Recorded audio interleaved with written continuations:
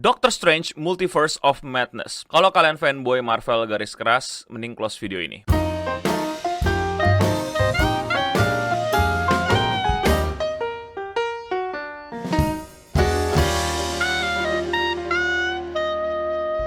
Hai Singham, gue Bening. Nah, selamat datang lagi di podcast Indonesia Radio Singham, di mana gue kali ini akan ngobrolin Doctor Strange Multiverse of Madness. Podcast ini tentunya bisa kalian tontonin sambil kalian tiduran, rebahan, main, makan, kerja, beres kamar, pokoknya sambil ngapain. Yang penting kalian gak usah lihat visualnya. Pokoknya ngapain aja terserah, yang penting kalian dengerin audionya, visualnya gak penting-penting amat, karena cuma muka gue. Dan kali ini gue mau ngomongin dan curhat tentang Doctor Strange Multiverse of Madness, yang dimana gue baru nonton. Yes, gue telat nonton, sangat-sangat bisa dikatain gitu dan lain-lain, karena ya memang gue telat nonton. Awalnya gue excited banget pada saat gue nonton No Way Home Spider-Man, yang dimana ada trailer ini keluar, yang dimana gue kayak, wah, ini nih yang pengen gue tonton nih abis Spider-Man nih. Karena kalau nggak salah ini adalah film Marvel Cinematic Universe pertama yang ada thrillernya ya, ada unsur horornya gitu di genre-nya. Correct me if I'm wrong ya di chat kalau misalnya gue salah. Dan gue menunda berkali-kali menontonnya sampai di sekarang-sekarang baru nonton karena alasannya kesibukan ya. Gue nggak nonton banyak film setelah No Way Home karena kesibukan. Jadi ya sekalian nggak nonton juga Multiverse of Madness gitu. Dan akhirnya menyempatkan waktu untuk nonton. Dan setelah gue nonton, kehadahan gue ini tuh bener-bener menghadeh gitu loh. Bukan sesuatu yang kecewa berat, tapi lebih kepada kok gini, kok gitu loh. Yang menurut gue tuh, waduh, Marvel, maaf nih, gue udah bilang tadi kan di awal nih, kalau lu Marvel fanboy garis keras, mending lu close video ini nih, karena ini akan bener-bener bikin hati kalian tidak nyaman mendengarkan suara Eno Bening yang udah kalian benci dari awal nih ya. Kayaknya mesti dibalik deh. Harusnya WandaVision itu movie, Doctor Strange Multiverse of Madness itu series. Menurut gue pribadi setelah nonton, kalian setuju nggak? Coba leave your comment in the chat gitu ya. Menurut gue kebalik banget. Ini harusnya WandaVision nih, lu taruh nih di movie nih ya. Nah, Doctor Strange nih yang ini nih series aja gitu loh, side quest aja ini mah gitu. Menurut gue nih, karena buat kalian yang belum nonton gitu ya, ya udah pasti ini spoiler alert ya buat yang masih belum menyadarkan diri kalau ini bakal spoiler habis-habisan gitu ya. Ini film bakal bener-bener bisa dimengerti dan bisa dipahami lebih dalam menurut gue ketika lu udah nonton WandaVision, karena kita jadi tahu kenapa sih Wanda kayak begini, kenapa Wanda kayak begitu, karena kurang banget dijelasin di movie. Jadi kalau kalian tahu-tahu nonton ini tanpa nonton WandaVision, ya kalian bakal agak-agak kurang dapat motifnya si Wanda. Kenapa sih sama bocah dan anak dua cowok ini kenapa gitu? Ya itu karena dia pengen punya keluarga seperti yang dia andai-andaikan di dunia realita yang ia ciptakan pada di WandaVision. Sebenarnya udah oke ya motifnya ya, Scarlet Witch yang jahat ini tuh kemauannya apa gitu lah. Gue juga sempat ngobrol sama teman yang Marvel banget dan diceritain lah kalau di komik tuh Scarlet Witch tuh kayak gimana. Gue juga sempat dapat referensi lah dari teman gue gitu yang Marvel banget, diceritain lah Scarlet Witch tuh kalau di komik tuh kayak gimana gitu ya. Kalau kalian bilang Marvel fanboy pasti nggak jauh-jauh dari bilang lu sih nggak baca referensinya dan segala macam gitu. Itu gue bosen ya, sampai suruh nontonin channel orang lah, suruh nontonin TikTok orang lah, itu kayak apaan sih gitu loh. Itu gue agak-agak jengkel gitu denger alasan orang yang ngebelain Marvel, kita disuruh baca komik atau nonton film bla bla bla bla atau dengerin channel YouTube atau TikTok seseorang dulu. Karena kenapa? Karena ya kalau gitu next time sekalian aja pada saat di bioskop mbak-mbak yang jagain tiket bilang dulu, ayo Mas mau nonton Multiverse of Madness ya? Sini coba saya tanya dulu ya gitu loh. Siapakah pemeran asli Doctor Strange gitu kan? Nah di komik Doctor Strange itu rambutnya warna apa gitu kan? Ada berapa versi Doctor Strange gitu? Kalau salah satu langsung nggak boleh nonton gitu kali ya? Ya nggak gitulah menurut gua gitu loh. Jadi menurut gua kita semua berhak punya opini walaupun kita referensinya nggak sejago lu anak Marvel fanboy ya.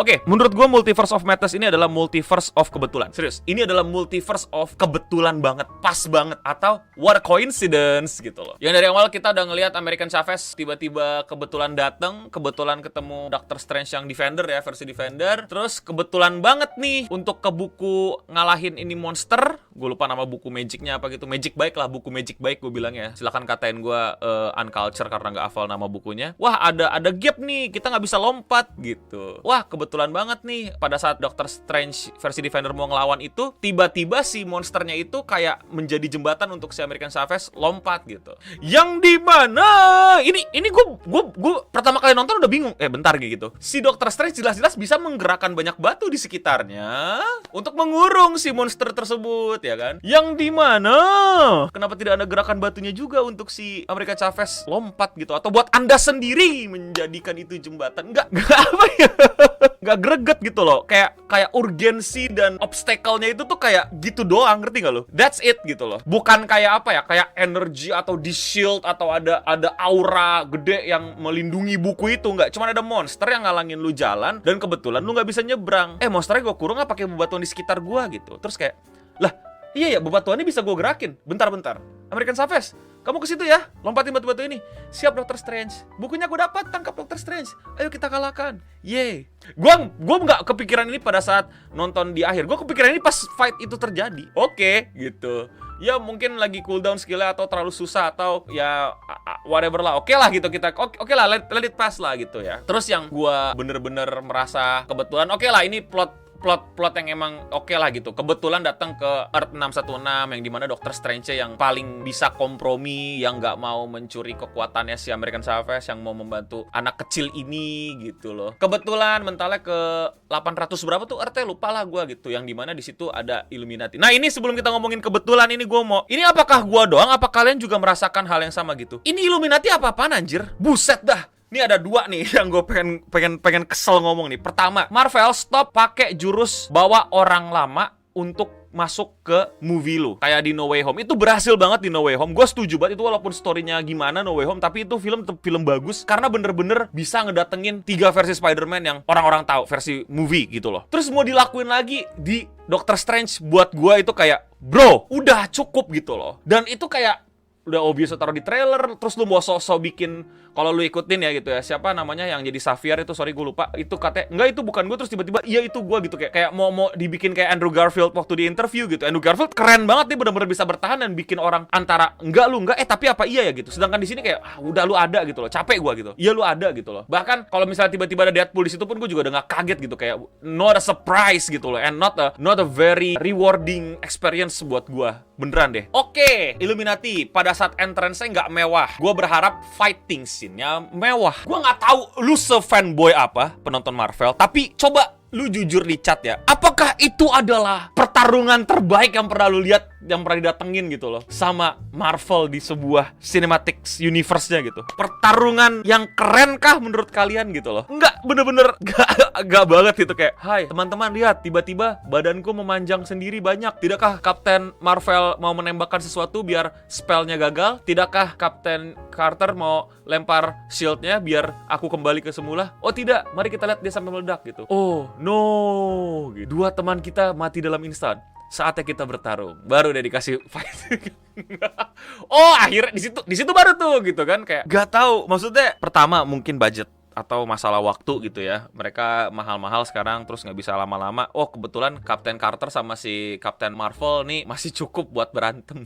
Yang ini dua screen time-nya segini aja, budgetnya nggak cukup gitu. Ya gue sih orang yang selalu kepo ke behind the scene-nya gitu, pasti nggak jauh-jauh dari masalah budget dan waktu sih kalau kayak gini gitu loh. Ya paling parah ya ujung-ujungnya kita akan blame the lazy story writing, mau nggak mau gitu loh. Dan kita akan kembali ke multiverse of kebetulan gitu ya. Meanwhile itu kan si Wanda kan lagi day walking dreaming, apa sih gue lupa ya istilahnya gitu kan. Terus ada salah satu apprentice si Wong sama Doctor Strange ngancurin bukunya gitu kan, sampai ngorbanin nyawanya gitu kan. Wah ye, Wanda gagal gitu kan, berhasil gitu kan. Terus wah ayo, lu pasti tahu sesuatu nih, Wong, ya kan? Supreme, Sorcerer Supreme. Pasti ada something nih. Nggak mungkin nih Darkhold gue nih hilang begitu saja. Pasti ada something kan gitu. Kebetulan di belakang ada 5 murid lu atau 4 murid lu yang lain yang bisa gue matiin nih gitu. Oh ya, sacrifice murid lu yang di sana nggak usah diinget-inget ya gitu. Pengorbanan dia untuk menghentikan Wanda dan dari aksi jahatnya nggak usah diinget-inget ya gitu. Karena ini ada something nih, pasti ada something nih gitu loh. Kebetulan dia tahu bahwa Darkhold-nya Wanda itu KW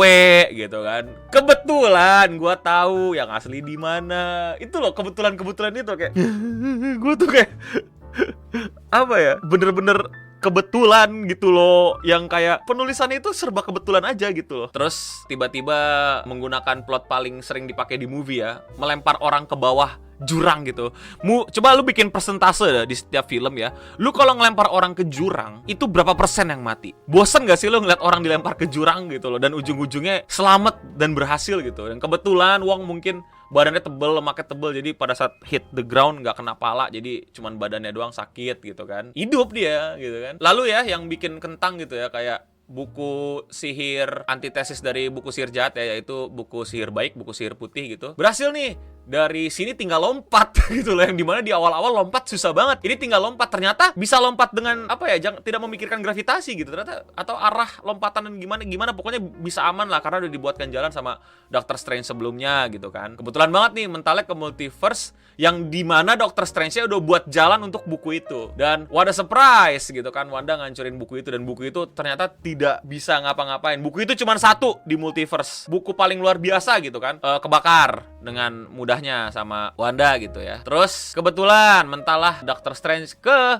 universe dimana Doctor Strange di situ pegang Darkhold gitu, yang dimana bisa membuat Doctor Strange secara kebetulan inget di universe dia ada mayat Doctor Strange yang dia simpen gitu, sehingga dia bisa manfaatin. Nah, disinilah menurut gue power scale dan power magic di Multiverse of Madness atau bahkan the whole Marvel Cinematic Universe itu udah suka writer gitu loh. Jadi magic ini udah jadi Deus Ex Machina, kayak suka aja gitu, udah bebas gitu, udah gue nggak tahu gitu. Jadi kalau lu pakai Darkhold lu bisa terkena kutukan or something, tapi tiba-tiba ada Dark Soul atau apa gitu yang bisa nyerang lu, tapi tiba-tiba bisa lu kendaliin, bisa lu jadiin sayap, bisa makan kekuatannya Wanda gitu. Oh ya, kebetulan gitu. Itu nggak tahu lah, kunainya si Wong tuh kayak kuat banget dah ya. Tahu-tahu ada monster 4 biji ya, diciptakan untuk menjaga Darkhold gitu, kalah sama kunai gitu, diketawain lo sama satu universe Naruto. Oh ya, itu magic, kita nggak bisa protes ya. Itu magicnya Wong yang dikumpulin selama 10 tahun, disimpan energinya gitu ya, terus tiba-tiba bisa kena pala gitu ya. Oh iya, itu punya otak ya di situ ya. Jadi kalau diserang palanya dia hancur ya. Oke. Mungkin para Shinobi Konoha mesti belajar dari movie ini ya. Ternyata kunai itu bisa berguna sekali ya di sini ya. Benar-benar bisa kena pala, dan iya ya, kayak gitu loh, kayak keren. Nah, disinilah mulai tuh gue kayak apa ya, kayak film kartun di Minggu pagi gitu loh, yang gue akhirnya sadar ini cerita tentang apa ya gitu loh. Ini movie tuh ngapain ya gitu loh, tentang apa ya. Yang tiba-tiba dibisikin lah sama zombie, Chavez, believe in yourself gitu. Teng. Yuseran tahu-tahu tiba-tiba punya power pukulan bintang ya gitu. Terus juga si pacarnya Dr. Strange juga bilang gitu kan, ayo believe in yourself gitu, kamu adalah master of the mystic art gitu. Teng gitu, kayak gitu loh. Kayak gitu loh. Oke, gitu loh. Believe in yourself. Yes, gitu loh. Kita semua mesti believe in yourself gitu sih, kayak gitu loh. Oke. Dari semua multiverse, Wanda juga cuma nemu anaknya di multiverse itu ya, yang first line nggak ada ya. Jadi dia pasti takut-takutin di situ, dibikin trauma karena anak yang lihat Maya jadi orang jahat gitu ya. Langsung menyerah. Oke, aku menyerah. Aku jahat. Aku monster, bukan ibu gitu. By the way, kalau gue ambil kekuatannya Amerika terus gue coba travel lebih banyak, mungkin gue ketemu anak gue ya. Atau bahkan mungkin gue bisa ngontrol waktu. Nggak jadi deh, aku tobat aja. Kan bisa nemu obat katanya di first line gitu ya. Mungkin ngilangin obat trauma anaknya gitu, karena ngeliat emaknya pernah stres gitu kan. Emaknya tiba-tiba jadi penyihir jahat gitu ya. Jadi ya udah tobat aja lah. Dari sini gue mencoba positive thinking aja ya sama Sam Raimi. Mungkin problemnya gue setuju sama chat ya. Mungkin problem di rating gitu ya, Sam Raimi mesti stay di 13. Padahal ya mungkin ya, gue gak tahu, ini mungkin banyak film dia yang mesti adult gitu, 18 ke atas gitu. Bukan masalah adegan atau apa gitu ya, tapi lebih ke mungkin ada peraturan dimana kalau terlalu ngagetin, terlalu nyeremin itu gak cocok buat anak kecil. I don't know, but mungkin di situ ya, jadi kayak ya, jujur gue tidak mendapatkan kesan horornya di Multiverse of Madness.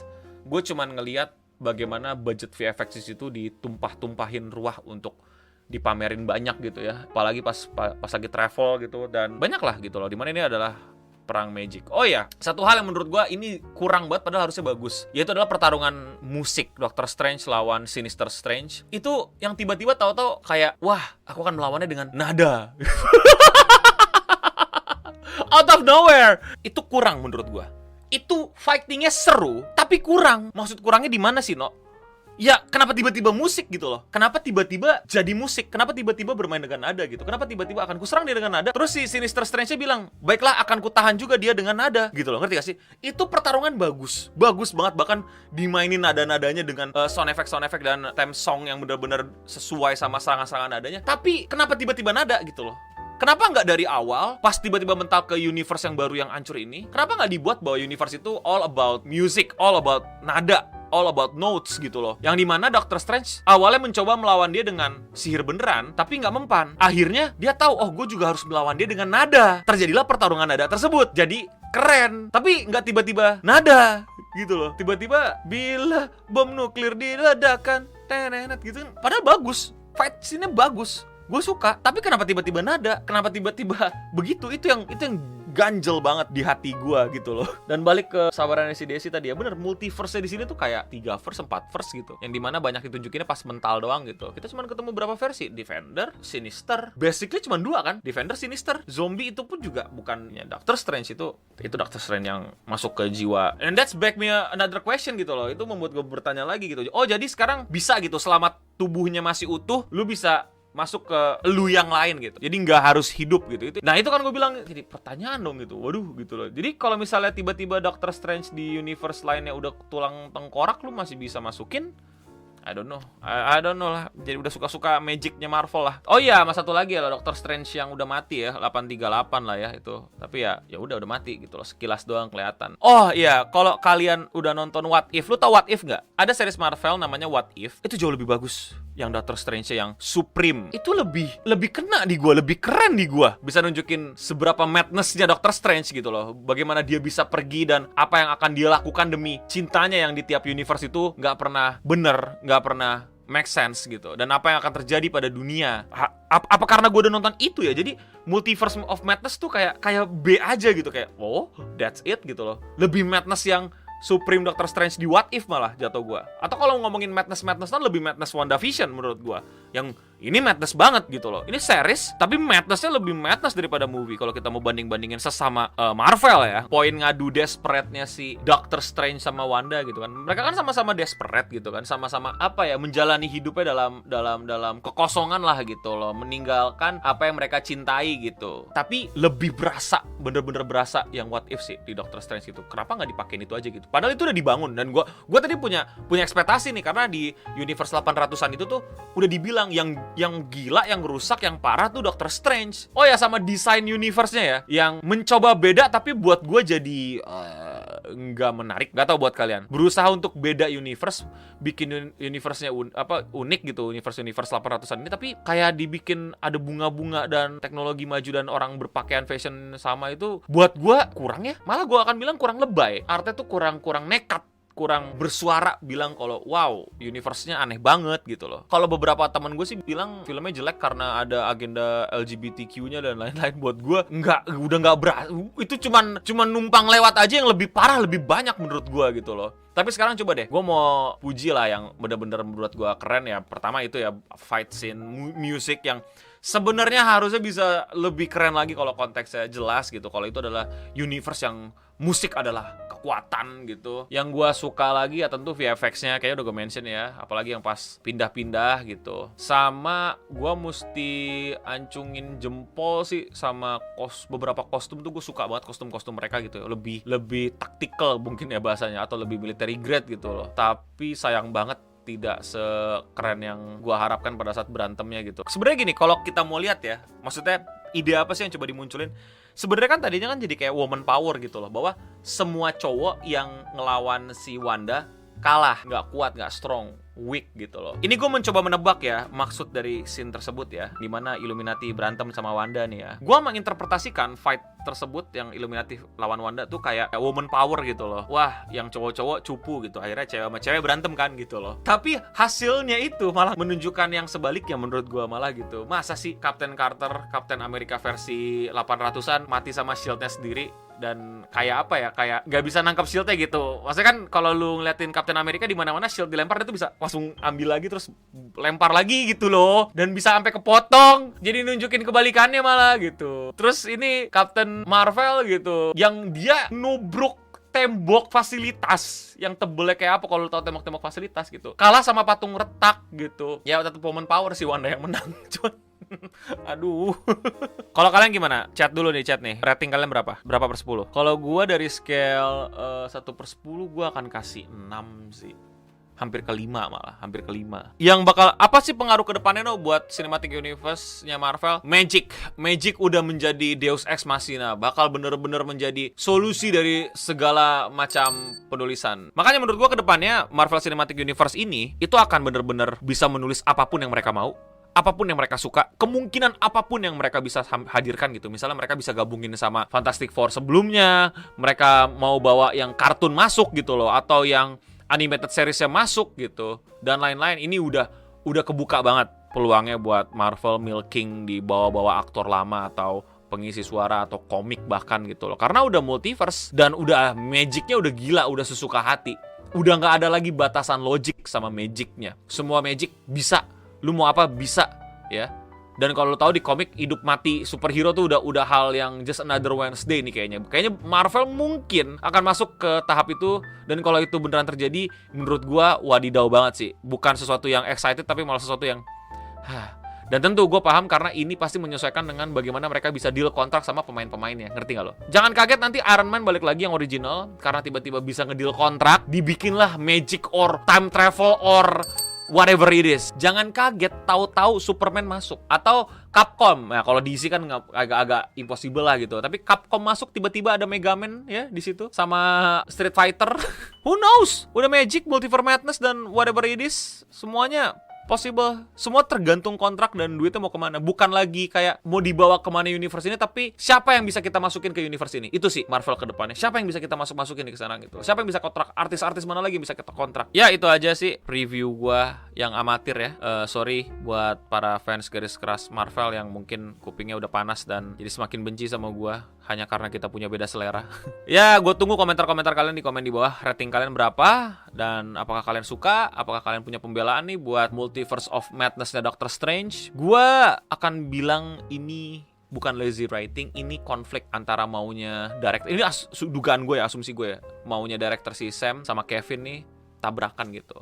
Kita pengen tetap semua umur bisa nontonin, tapi si Sam jangan dong ceritanya bakal bla bla bla bla nih gitu dan lain-lain. Itu yang ada di otak gue karena gue udah juga terjun ke industri ini, gue juga udah baca-baca tentang behind the scene-nya. Jadi itu asumsi gue. Atau mungkin bisa lazy writing juga, kita nggak tahu, tapi asumsi gue gitu. Ada konflik kemauan director versus company itu sih.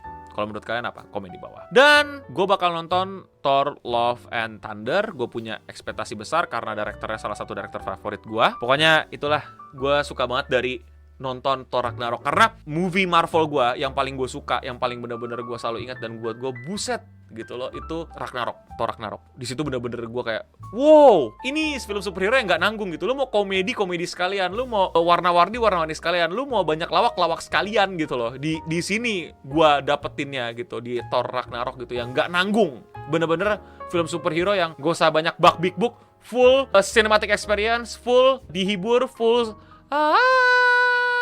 jadi gue berharap Love and Thunder bisa ngalahin Ragnarok. Apakah bisa? Menurut kalian gimana? Komen di bawah. Gimana? Udah selesai beres-beresnya, tugasnya, sekolahnya? Parah lu, ngezoom sambil nontonin gue. Nggak boleh. Sono, matiin ya. Atau kalian udah ketiduran dan udah mau tidur nih, karena biasanya banyak yang nonton podcast gue dalam keadaan mau tidur. Tapi ya, semoga tertidur lelap, semoga kerjaannya kelar, semoga kosan dan rumahnya jadi bersih. Thank you semua yang udah dengerin. Jadi itu aja, gue tunggu komentar-komentar kalian. Dan untuk kita semua sih, stay clean and sound.